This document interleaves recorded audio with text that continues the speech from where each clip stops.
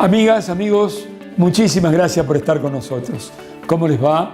Espero de todo corazón que les vaya muy bien, cuidándose como corresponde y cuidando a los demás de este coronavirus, de esta pandemia que nos ha afectado a todos los habitantes de esta casa nuestra, la Tierra, lamentablemente. Pero bueno, tenemos que seguir trabajando, apostando, creando, investigando, analizando y fundamentalmente teniendo la calma indispensable que nos permita sobrellevar estos momentos en la seguridad que, como todo en la vida, las cosas pasan, como pasa la vida. Por lo tanto, es el momento de soñar, de estudiar, de prepararse, de a través de la tecnología conectarse con los amigos y familiares y veremos de qué manera entonces se van cumpliendo las metas que todos tenemos. ¿Cuáles son? Que esta pandemia, cuando explote aquí en la República Argentina, mediados de mayo dicen, o en junio, encuentren a cada uno de nosotros con un sistema sanitario posible de atenderlos, no solo a los enfermos del coronavirus, sino a todas las enfermedades que tienen las personas y requieren del sistema médico. Pero hoy vamos a tener al ministro de Educación de la República Argentina. Y ustedes dirán, Jorge le va a preguntar cuándo comienzan las clases, de los recreos, cómo es el tema de los estudios a través de la tecnología. No, eso lo preguntan todos los periodistas en todos los canales y el ministro responde a todos lo mismo. De manera que lo que va a hablar con nosotros, que es decir, con ustedes, el ministro, tiene que ver con lo que viene a posteriori de esta epidemia, que es un país normalizado como todos soñamos, anhelamos, deseamos, necesitamos y queremos que así sea. Ni hablar si de 6 a 12 meses pudiésemos tener la vacuna y entonces se terminan todas las preocupaciones en el planeta. Pero qué importante es, me dijo el equipo de producción, Jorge, usted que tiene algunos añitos, si nos da su impresión sobre algunas de las epidemias que hemos sufrido los argentinos. Por supuesto que voy a recordar junto a ustedes la epidemia de polio en el año 1956, donde Jorge Romano, este periodista, era un niñito. Pero después me voy a referir a la epidemia que sufrimos los argentinos en 1871, que fue la fiebre amarilla. Unos años antes, el cólera. Recordemos el año 1956, aquellas personas que somos mayores. Recordemos juntos en familia. ¿Y cómo fue eso? Miren, la ciudad de Buenos Aires estaba, tal vez nunca en su historia estuvo tan limpita. Era tanto el miedo que no veo con esta epidemia del coronavirus hoy, afortunadamente todavía, y espero que no ocurra nunca, tener tanto miedo. Teníamos miedos, nuestros padres, nuestros abuelos, nuestros maestros, nuestros gobernantes, los niños, los científicos, los médicos, sí, porque en todos los barrios, a veces lamentablemente en algunas familias, veíamos la destrucción física que producía el virus de la polio. Y entonces decía, recordando, que la ciudad de Buenos Aires nunca estuvo tan limpita. Fíjense que todos los árboles de la ciudad, todos, cuando digo todos, digo todos los árboles de la ciudad, y todos los cordones que preceden a la vereda de toda la ciudad de Buenos Aires, estaban pintados de blanco. Si ustedes me piden que recuerden si los cordones los pintaban las personas o el municipio, no lo puedo afirmar. Alguna persona mucho mayor que yo seguramente en sus casas recordará cómo era esto. Sí, algunas personas del barrio he visto que pintaban los cordones con cal. Y también algo que todos íbamos con nuestro delantalcito blanco, como en esos tiempos, aún los chicos más pobres, como era yo, por ejemplo, muy, muy pobre, pero impecable, donde la vieja te lo planchaba con almidón. Éramos todos los chicos impecables, nos ponían un moño. Y todos los niños, estudiantes, teníamos un alcanfor. Si ustedes me preguntan hoy, ¿para qué teníamos el alcanfor? No lo sé, no sabría responder y no he estudiado el motivo por el cual nos ponían el alcanfor, pero todos teníamos el alcanfor. Y por supuesto, algo muy importante, aquellos grandes benefactores que tuvo la humanidad, nuestros científicos, que hicieron posible que la vida se prolongue en cada uno de nosotros, gracias a Jonas Salk primero, que es el que descubre la vacuna, investiga, se la inyecta a los hijos y la dona gratuitamente al Estado. Jonas Salk. Y que después nosotros conocimos, la que nos dieron la vacuna, era un terroncito de azúcar con las gotitas de Sabin. Sabin era otro científico que había adelantado el invento de Jonas Salk, la investigación, el descubrimiento para llegar a las gotitas con el azúcar. Había entre ellos, como suele suceder lamentablemente, algunos celos y hasta envidias, especialmente de parte de Sabin hacia Jonas Salk, porque hay que recordar que Sabin, que fue Jonas Salk, que fue un enorme científico, antes de morir, no hace muchos años, estaba trabajando muy fuerte en una vacuna para el SIDA. Y no hay que olvidar que le inyectó la vacuna a los hijos, probó con los hijos. Miren la seguridad, la capacidad científica de este científico, reitero, valga la redundancia del término. Qué lindo es hablar de científicos y de la ciencia, ¿no? Jonas Salk. Eso fue la epidemia de polio. En el barrio o en algún familiar veía siempre a alguien que caminaba mal, que se había quedado semiparalítico o paralítico. Tremendo. Había pavura, miedo. Bien, vamos a una epidemia ahora, la más grave de la historia argentina, acontecida de enero a junio de 1871.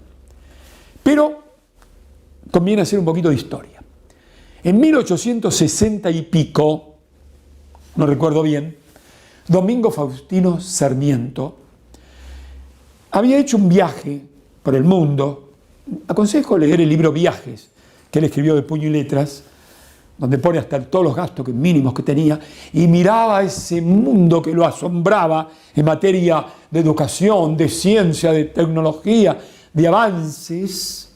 Viene a nuestro país aquel que había sido denominado, entre comillas, el loco, porque así le decían a Sarmiento, el loco, un hombre muy polémico de la historia argentina, que hoy ya no se discute tanto, diría casi nada, sobre la importancia que tuvo en la educación y en casi todo, que es para otro programa.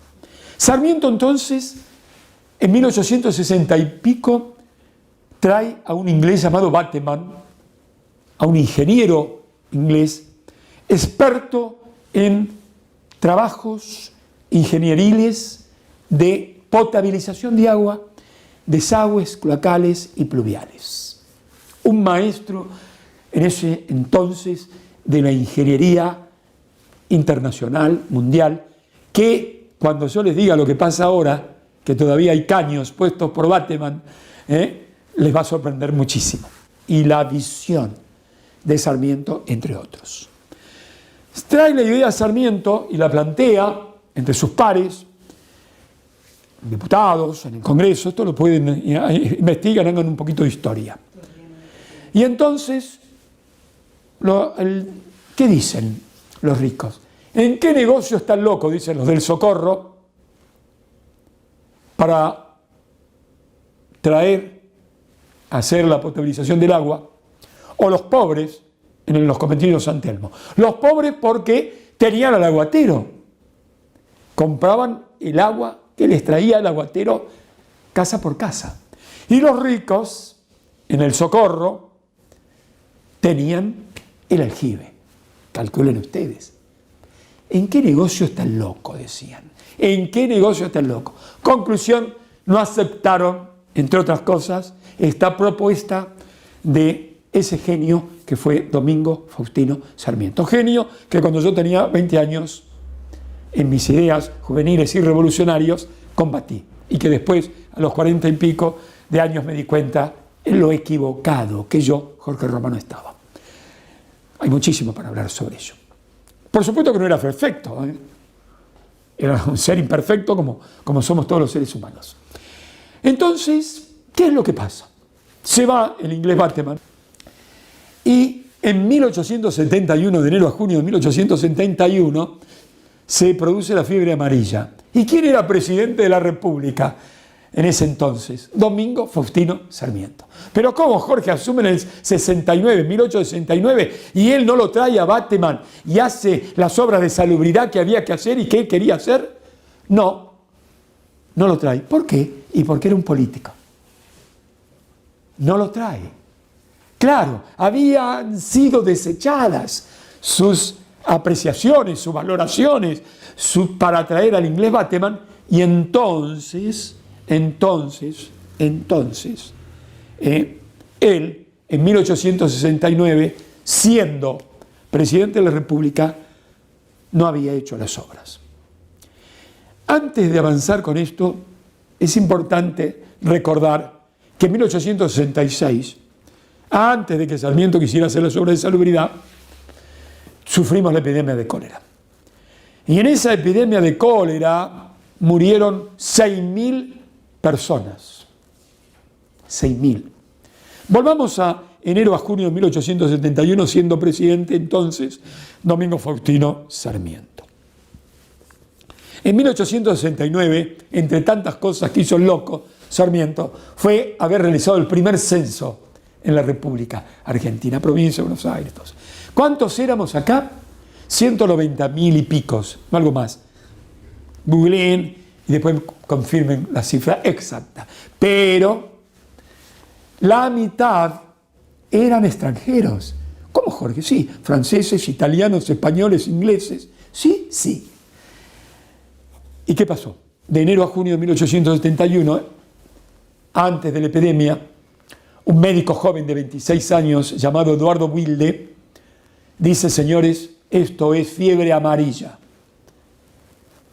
No le dieron bolilla, si ustedes prefieren, no le dieron bola. Y hicieron los carnavales en ese entonces. Ocurre que de enero a junio de 1871 murieron 14.000 habitantes de un país donde eran nada más que 190.000. ¿Entienden de lo que estamos hablando? Una cosa terrible. ¿Y qué pasó? Morían casi 500 personas por día. ¿Y saben qué obra importantísima se hizo terminada la fiebre amarilla? La Chacarita. La Chacarita es la obra monumental que se tuvo que hacer después de la fiebre amarilla, porque no había lugar donde enterrar los muertos. ¿Vieron eso que está aconteciendo en los Estados Unidos? Que no hay lugar donde enterrar los muertos y están haciendo una isla, pozo donde meten. Bueno, por el coronavirus. Bueno, así aconteció en la República Argentina de enero a junio de 1871. ¿Y qué pensaban los médicos? Entre paréntesis, había 150 médicos, quedaron 49. Muchos de ellos murieron. Verdaderos mártires que debieran ser reconocidos periódicamente. ¿No les parece? ¿Pero qué pensaban los médicos? Que era un contagio persona a persona. No sabían. Se supo 20 años después, por un médico cubano, que no recuerdo el nombre ahora, que esta fiebre amarilla era posible por un mosquito, que en este caso, en los conventillos San Telmo, reinaba soberano donde no había cloacas ni pluviales, y ese mosquito que picaba al pobre en San Telmo hacía ¡ping! Picaba al rico, entraba por la ventana del rico a los ricos en el socorro. ¿Me siguen? Quemaban todo, donde había uno que tenía fiebre amarilla, quemaban todo. Hay un cuadro, no recuerdo el artista plástico que lo pintó, famoso, de la fiebre amarilla, que creo que está en el Museo Nacional de Bellas Artes, creo. No sé si está en el Museo de Quinquela Martín, no, creo que está en el Museo Nacional de Bellas Artes. Bien, Entonces, después de la fiebre amarilla, se hacen esas obras y entonces Sarmiento trae al país al inglés Bateman para que se hagan lo que se llamó las obras de salubridad. El otro día escuché a un historiador en un canal importante de televisión que dijo que Argentina fue el primer país del mundo que tuvo agua potable. No, Argentina fue el 9º país del mundo que tuvo agua potable. ¿Te parece poco? El 9º país del mundo que tuvo agua potable. Argentina fue el 6º país del mundo que tuvo subterráneos. Es otra historia para otros programas. ¿Sí? Bueno, después se llamó obras sanitarias, después se llamó, cuando se entregó todo en la Argentina, durante el gobierno de Menem, se llamó aguas argentinas, se la dimos a los franceses, y ahora se llama AISA. Todo lo que se ha escrito hasta ahora sobre la historia de la salubridad de las obras sanitarias, en todos los libros ignoraron a Sarmiento, que fue el que trajo a Bateman. Ahora lo están sabiendo por lo que les cuenta este periodista que había iniciado, sin terminar, un libro sobre la fiebre amarilla en la Argentina. Eso fue lo que vivimos. Dios no permita que tengamos 14.000 muertos por el coronavirus este año. Podríamos tenerlos, eso y más, espero que no, porque las medidas que se están adoptando de parte del profesor Alberto Fernández, presidente de la República, y de todo el arco opositor, constituyendo un privilegio la materia de Estado, entonces, hasta ahora, aunque nos duele muchísimo, este programa, por ejemplo, está hecho por amor al periodismo y al arte. Acá, hace 2 meses que no cobramos nada, ni vendemos nada, ni podemos pagar nada. Así que lo hacemos por amor al arte. Y también por el amor a esta señal argentinísima a la que entre todos, y yo especialmente, voy a apuntalar. ¿De qué manera, Jorge? Teniendo fe, esperanza, agudizando el ingenio, generando las posibilidades de recursos. Y ya, no solamente por la vida en un espacio de esta señal argentinísima, sino estaremos en varios espacios con mis amigos productores para intentar llevar adelante y conservar este medio de comunicación que tiene historia. Ahora sí, ¿qué les parece si vamos, señor director, a la nota prometida con el ministro de Educación de la República Argentina, que se llama Nicolás Trota? Adelante, Nicolás.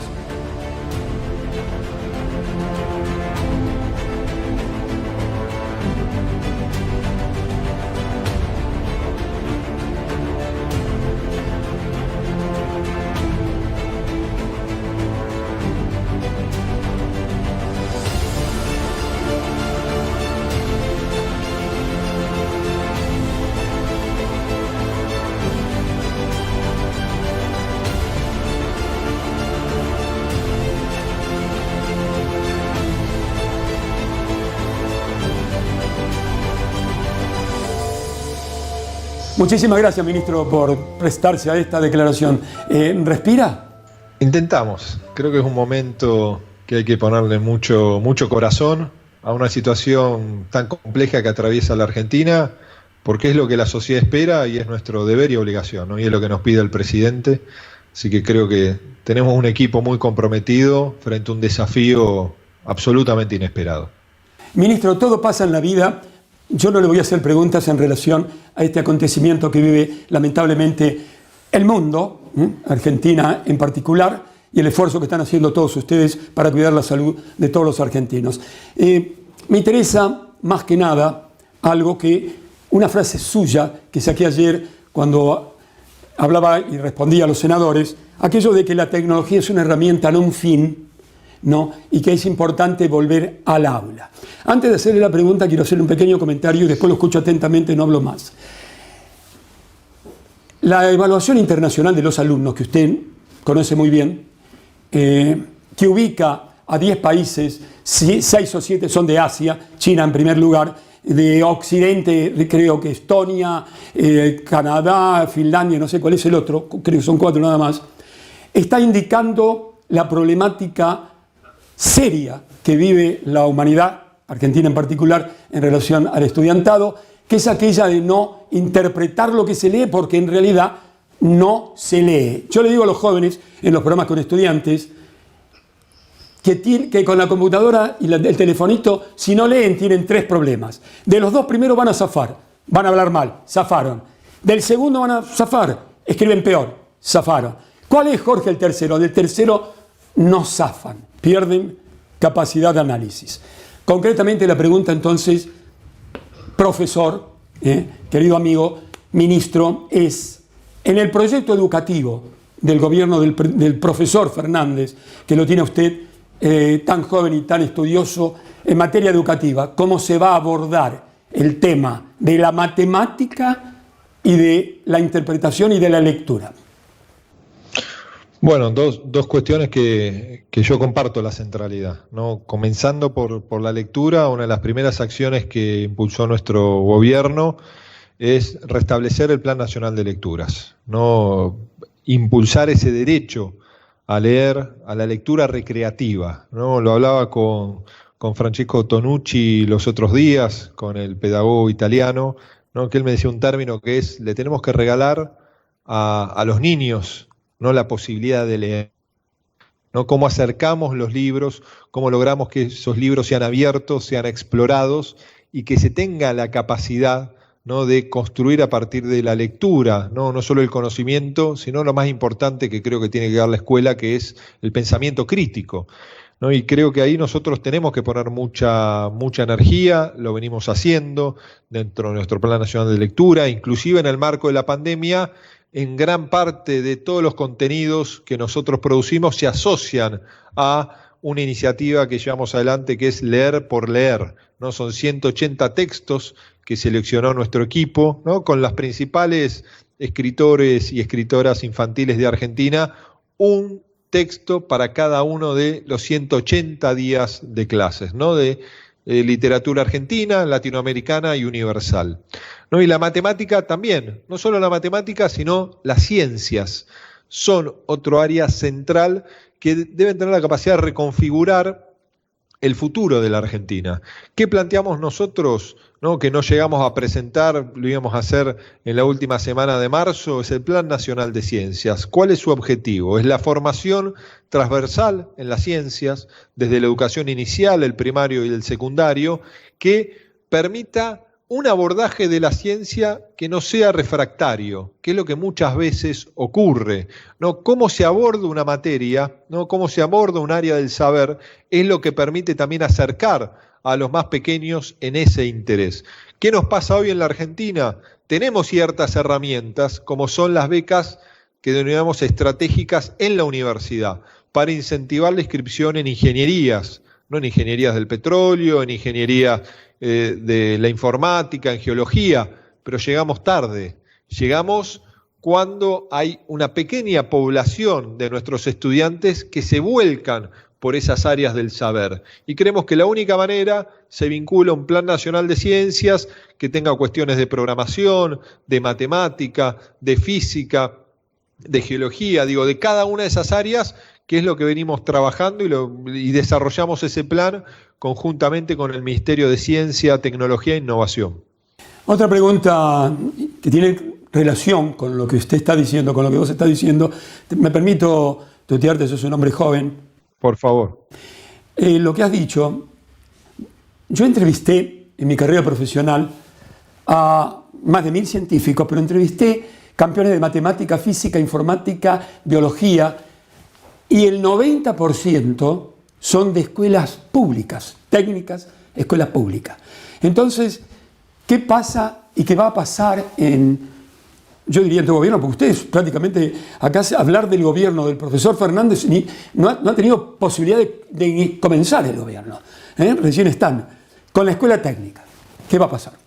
Bueno, una de las primeras medidas, apenas el presidente me convocó para ser ministro antes de asumir, yo convoqué a Diego Golombek, un biólogo, uno de los principales divulgadores científicos de Argentina, para que conduzca el INET, ¿no? El Instituto Nacional de Educación Tecnológica. ¿Por qué? Porque Diego, además de ser un científico reconocido, es un divulgador. Yo creo que el gran desafío que tenemos es acercar la ciencia a nuestra cotidianeidad y acercarla a la escuela, ¿no? Y ahí con Diego estamos planteando en el INET el rol, ¿no?, que debe tener toda nuestra educación técnica en la reconfiguración del futuro del trabajo, que por cierto es incierto, y tenemos que también ser conscientes que hay que cumplir la ley. Nosotros tenemos la Ley de Educación Técnico Profesional, que marca un proceso de inversión del 0,2% del presupuesto. Cuando asumimos al gobierno, la inversión era del 0,08%. O sea, desde el 2015 se empezó a desinvertir la educación técnica. ¿Por qué? Como quizás pasó en la década del 90, el sistema educativo es reflejo del modelo social que queremos.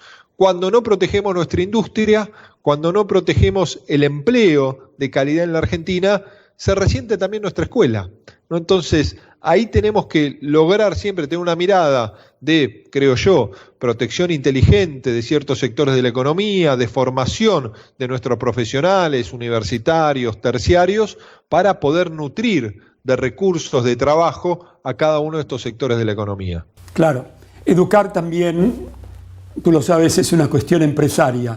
No sé en qué medida los empresarios de la República Argentina, mi país, tu país, nuestro país, tienen conciencia de ello, si en estos días que también la responsabilidad social empresaria debería estar en un primer plano, no se nota tanto en la ayuda económica que los empresarios debieran tener en la solidaridad con la problemática del coronavirus.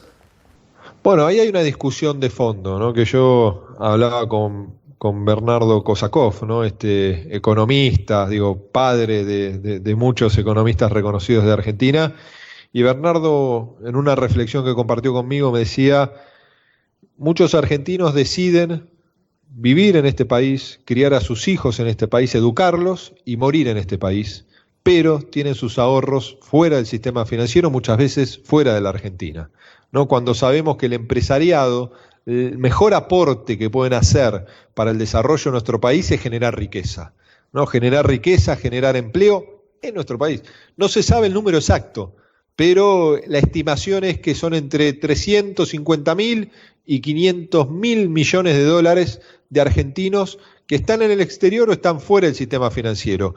Y eso obviamente implica que sin capacidad de ahorro para incentivar nuestra producción, ¿no?, es muy difícil el desarrollo pleno. Y no hay mejor política social, creo yo, que el empleo de calidad, ¿no? Y ese creo que también es el desafío de cara a lo que vos planteás, que es el compromiso empresario. Muchas veces se habla de la responsabilidad social empresaria. Para mí la principal responsabilidad social empresaria es crear empleo, invertir en la Argentina y pagar los impuestos. No, todo lo demás es un aporte extra, pero si los empresarios en Argentina cumplen esas premisas básicas, creo que nuestro país va a tener un impulso de desarrollo muy marcado. Te tengo que dar tiempo para que descanses, que repongas energías, querido ministro, y esperando que pase esto que va a pasar, porque todo en la vida pasa, para después reencontrarme contigo, si así me lo permites, para hablar hoy en profundidad algunos temas sobre lo que te preocupa, que es la educación. Pero por último, imagínate que acá en mi equipo de producción pequeñito me elaboró un montón de preguntas, yo las leo y digo, pero si esto es todo lo que le están preguntando en todos lados. Pero hay una pregunta, a ver tu opinión. Yo tenía unos cuadernos que me acercaron personas de distintos lugares de la Argentina, un cuaderno, por ejemplo, del año 1940, de una chica que en su quinto grado de la escuela primaria, escuela elemental de 1940. Lo comparé con un cuaderno del último año de una escuela secundaria una de los tres mejores, entre comillas, de la Argentina, y la redacción, la comprensión de lo que leía esa niña era mucho más importante que el adolescente. ¿Cuál es tu visión de esa escuela de hace 50 años tan cuestionada, o 60 o más, casi 80, ¿no?, años tan cuestionada, donde quisimos hacer una revolución fenomenal y te encontrabas con que hoy incluso algunos ancianos leen y escriben mejor y tienen una interpretación? Esto de la interpretación me interesa remarcarlo porque estaba diciendo Michel Foucault, dijo, lo propio del saber no es ver ni demostrar, sino interpretar. Yo le digo a los chicos, La computadora, si no lees, se te cae todo lo que está ahí. Interpretar no es lo mismo, que tener un caudal enorme no es lo mismo que interpretarlo. ¿Cuál es tu visión, ministro, sobre esto? Estoy volviendo casi siempre lo mismo, sobre esa educación que por lo menos en ese sentido era mejor que ahora.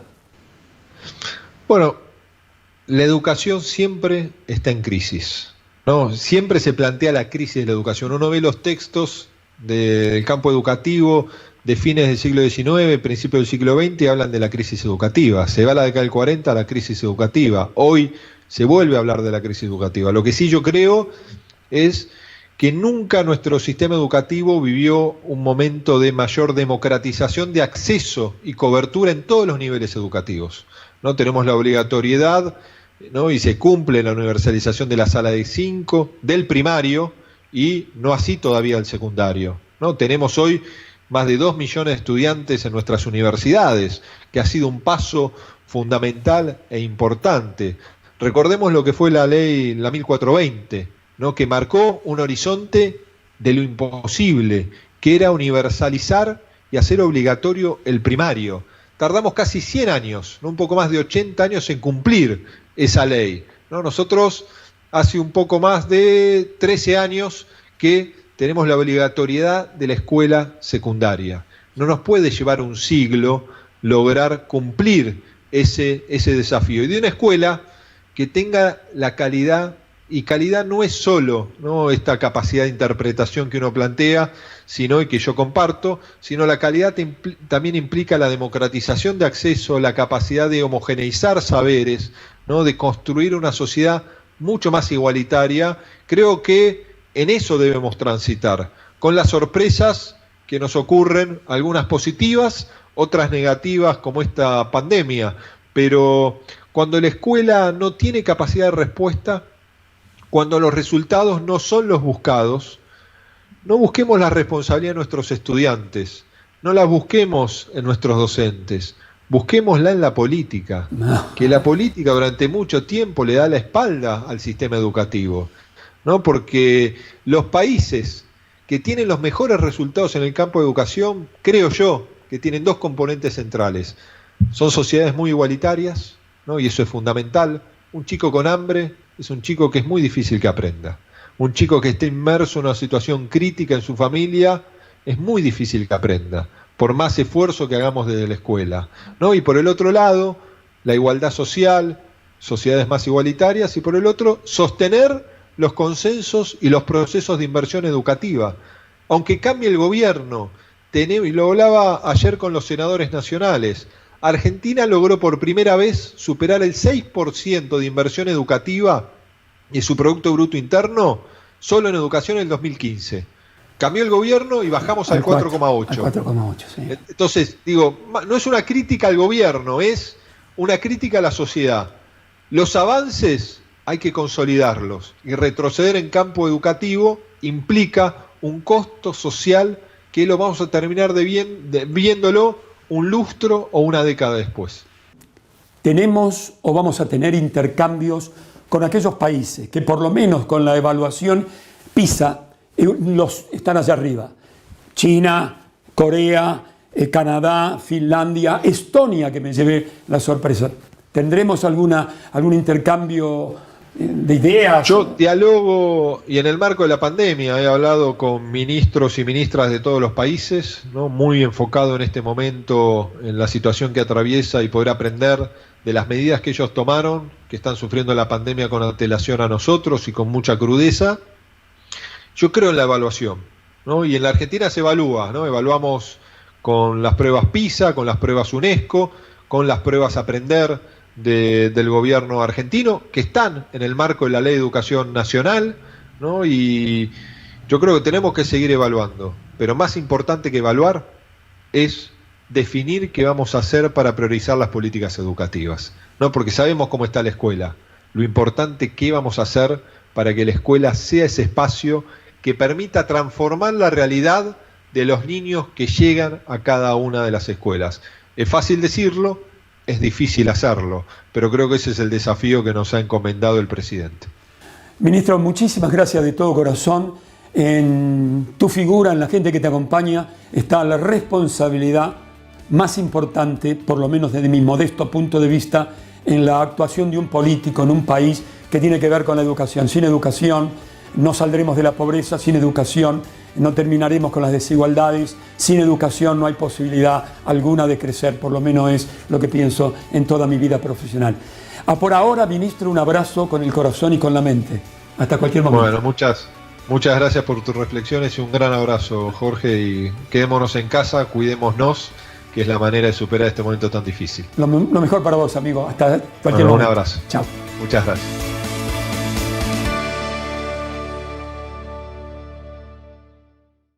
Cotto, una empresa 100% argentina que ha sabido crecer al ritmo del mundo actual y ofreciendo la mejor calidad al mejor precio. Cotto es más que supermercados, es una gran familia argentina que crece pensando en su país. Cotto, yo te conozco, ahora conocenos vos.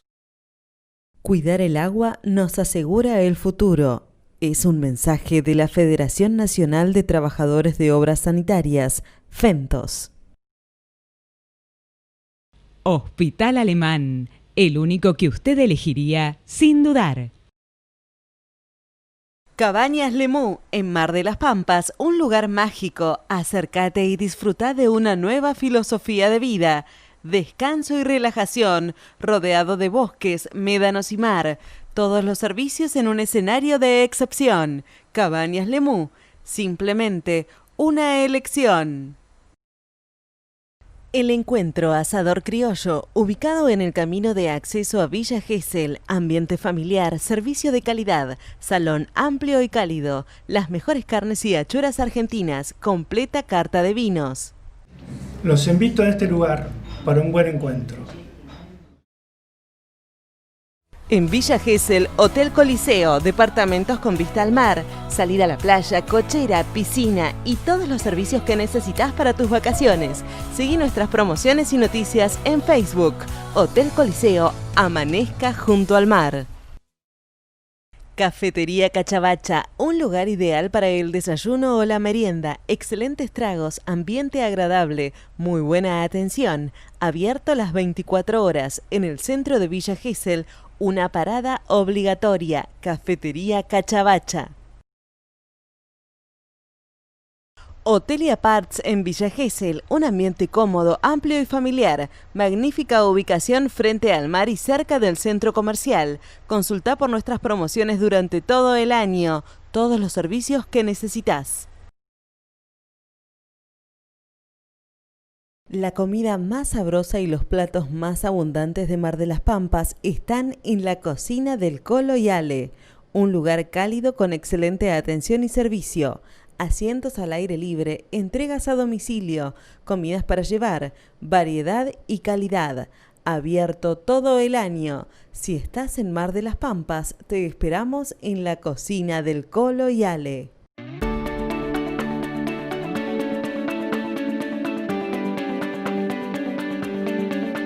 Amigas, amigos, muchísimas gracias por estar con nosotros.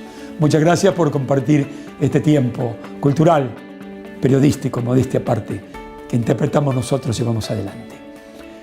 A las preocupaciones del coronavirus, a estas preocupaciones de esta pandemia, que está haciendo muchísimo daño, no solamente en la salud y en la vida de habitantes de esta casa nuestra, la Tierra, y también en la economía de los países, en la falta de dinero para comer porque no hay trabajos. A todas estas preocupaciones debemos sumarle, espero que no, estas diferencias supuestas que parecieran agravarse, espero que no, que queden en palabras nada más, entre los Estados Unidos echándole culpas a China sobre el coronavirus y China respondiéndole a Estados Unidos de parte de Geng Shuang, lo tengo que leer, portavoz del Ministerio de Relaciones Exteriores de China, les contesta esto a los estadounidenses. Atención, país. 2009年 H1N1 流感在美国大面积爆发，并蔓延到214个国家和地区，导致近20万人死亡。有谁让美国赔偿了吗？上个世纪80年代，艾滋病首先在美国发现，并且蔓延至全世界，不知道给世界上多少人造成痛苦。有谁找美国追责了吗？2008年发生在美国的金融动荡，雷曼兄弟公司破产，最终演变成全球的金融危机。有谁要求美国为此承担后果了吗？美国的一些人必须要清楚，他们的敌人是病毒，不是中国。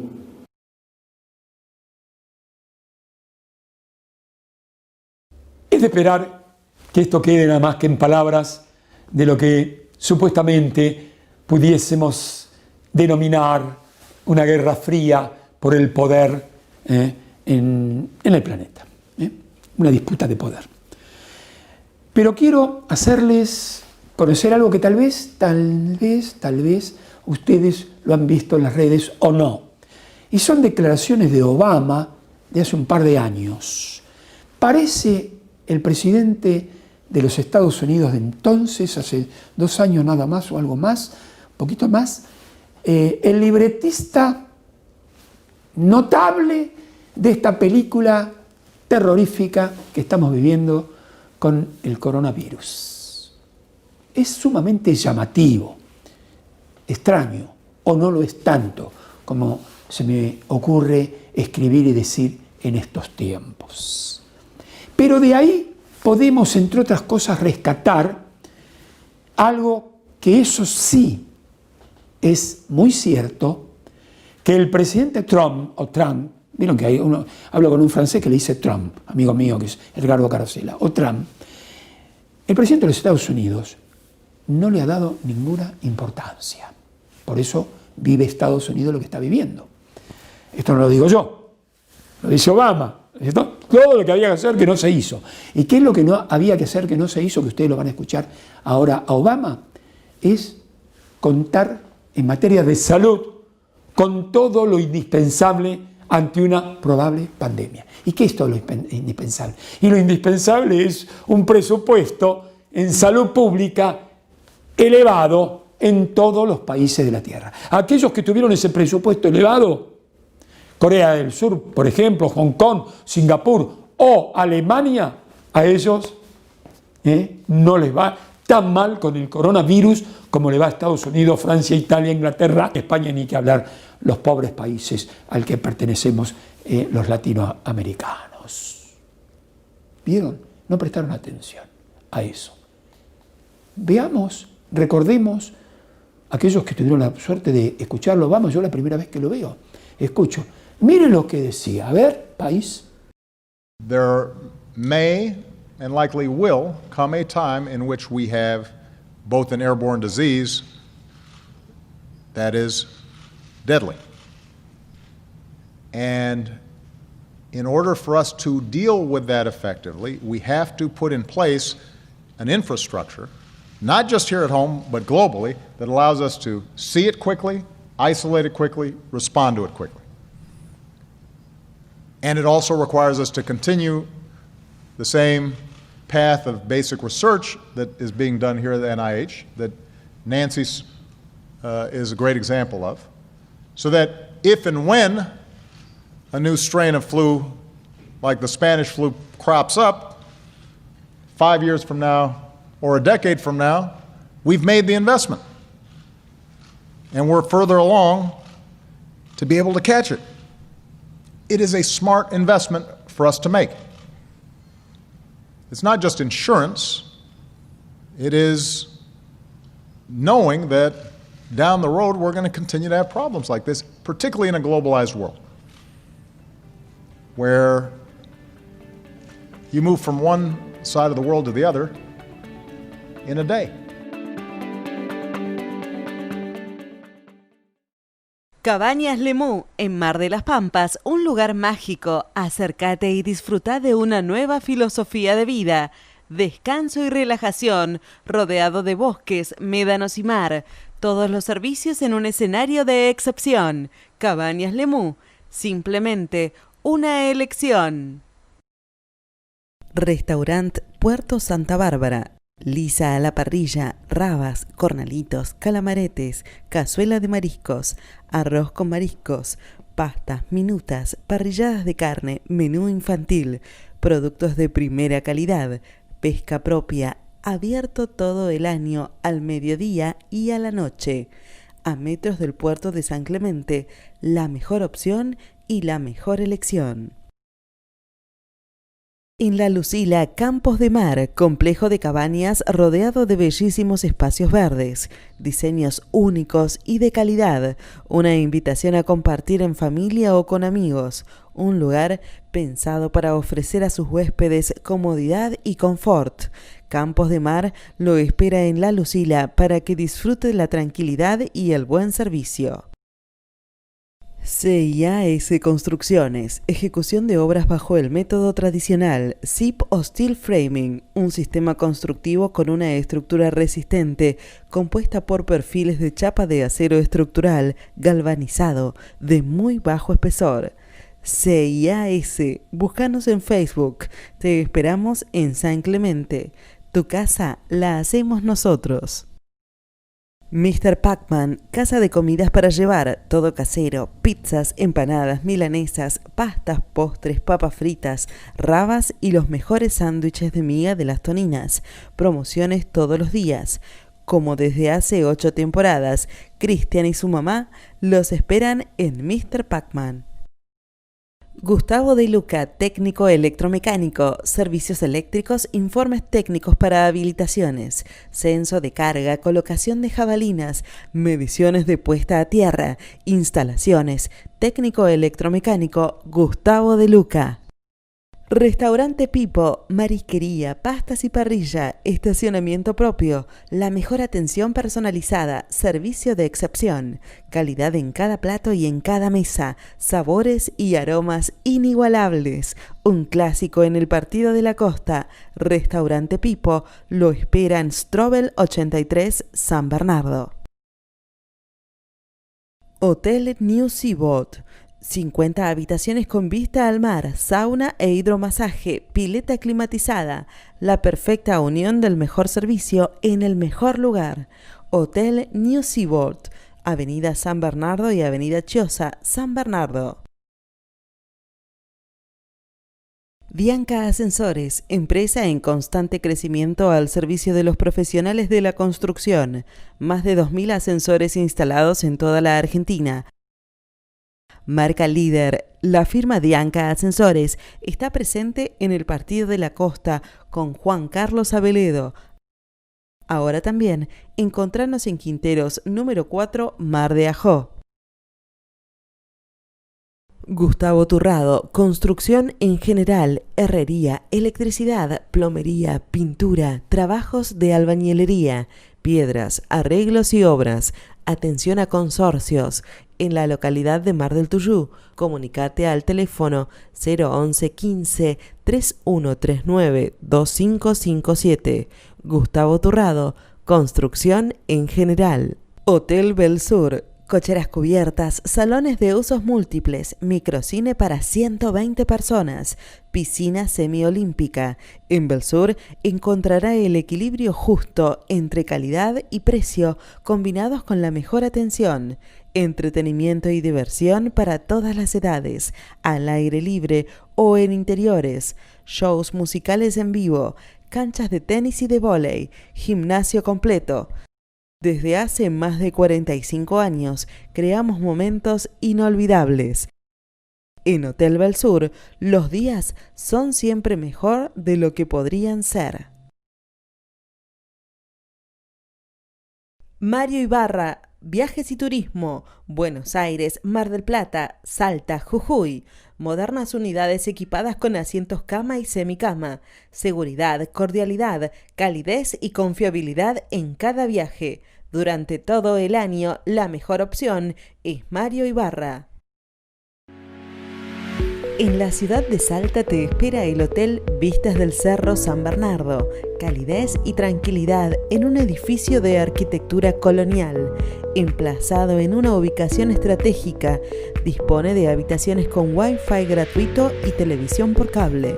Atención cordial, piscina al aire libre, bar, salón de lectura y estacionamiento, servicio de habitación y de lavandería. Hotel Vistas del Cerro San Bernardo, Alvarado 48, Ciudad de Salta. En la ciudad de Salta encontrá los sabores y aromas más deliciosos en el Rey del Bife. Riquísimas entradas, excelentes parrilladas, ensaladas, milanesas, pastas y guarniciones exquisitas. Platos abundantes, buenos precios, ambiente familiar, atención cordial. Te esperamos en el Rey del Bife, Hipólito Yrigoyen 60, Ciudad de Salta.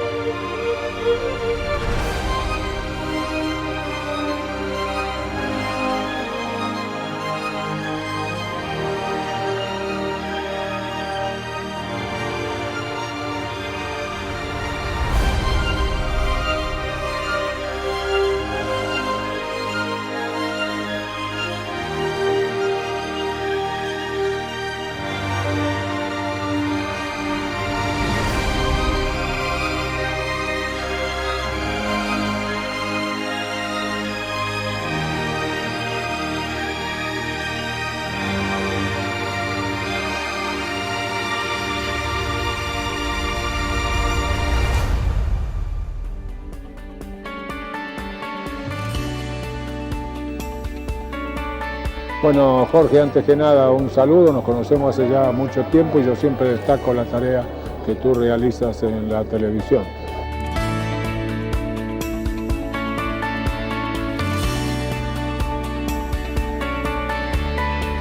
Amigas, amigos, miren qué hermoso. Una perrita adoptada, no hay que comprar perritos, hay que adoptarlos.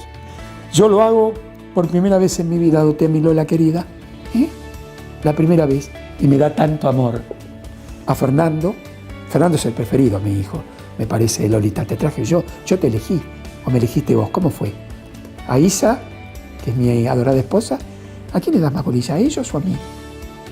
Se llama Lola, así le puso a mi nieto. Miren, lo está mirando de reojo. Ella, ¿saben qué quiere? Que yo me vaya a jugar a la pelota con ella, ¿no, Lolita? ¿Qué quieres eso?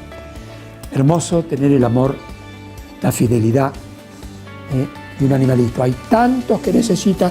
Quiere jugar. ¿Cómo hacemos? Bueno, yo me voy a jugar con ella. Gracias por haber estado con nosotros y hasta la semana que viene, si Dios quiere. Adoptar. Jamás comprar un perrito, adoptarlos. Te dan mucho amor.